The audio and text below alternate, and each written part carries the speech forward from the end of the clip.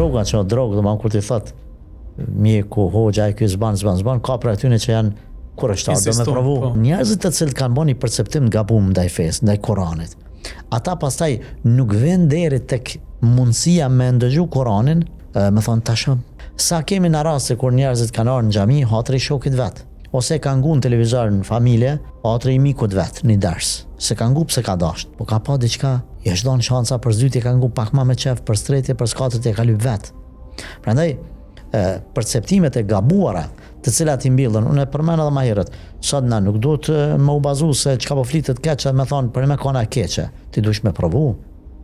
Njerëzit droga që drogë, do kur ti thot mjeku, hoxha, ky zban, ka për atyne që janë kurështar, do me provu. Ti pse provon Kuranin?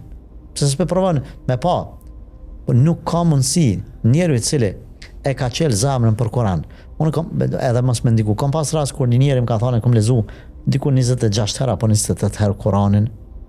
Edhe nuk kam pa reflektim taj, normal shqip e ka lezu.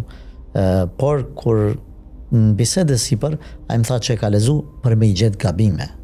Andaj në momentin që lexohet me niyetën e keq, sikur edhe Allah nuk po t'jap bereqet. Nuk po t'jap bereqet Zoti Azza wa Jalla.